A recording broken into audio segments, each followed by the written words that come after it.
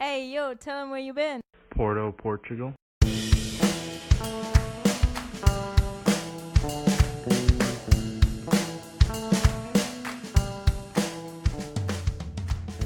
guys, my name's Andrew and I just got back from a trip from Porto in Portugal.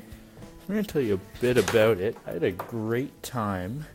I went for 3 days. I left Friday morning, came back on the Sunday, and although there was a ton to see in Porto, I thought that this was a great amount of time for a student to kind of go get the gist of the city and then see the highlights without the trip getting super expensive or starting to get redundant.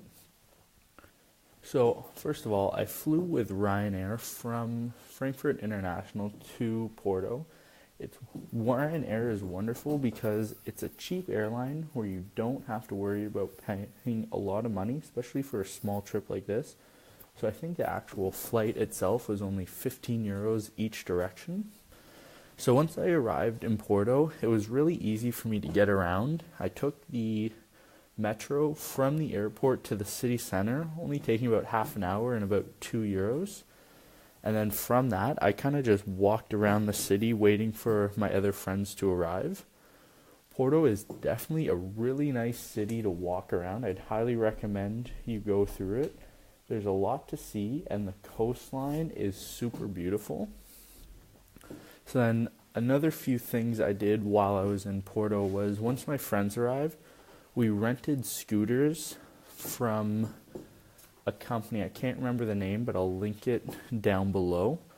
And it was 22 euros for the day. You don't need a motorcycle license, and that covers your insurance and everything you might need. So a helmet, your lock, and it gives you the helmet for 2 people. So if you want to go with a friend, only one wants to drive, or you want to switch, it's really good. But we rented those for 24 hours, so the Friday night, and we returned it on the Saturday. We probably spent a total of 8 to 9 hours just cruising down the coastline of Portugal. We started in Porto and then went north and then came back on the Saturday. And with all that driving, even the gas only cost us about 5 euros. And definitely worth it. It was stunning views, so much fun. Something different to do, but a great way to get around and see the city. I'd highly recommend it. Another thing we did while we were there was, when we were there, we went across the river to Gaia, and we went and did a wine tour and tasting. This was a lot of fun. It was especially nice because one of our friends knew someone who worked there, so getting to see kind of someone with a familiar face was nice. However, even if you don't know anybody there, doing the tour is really great. There's a lot of wine in the Porto region, so I highly recommend doing something like that. Finally, we did just do a lot of walking around. We did a lot of nightlife. So when we went out, we would go by we'd go by Uber, and it was super cheap. Even for like a 30-minute ride, it would only be about 6 to 12 euros.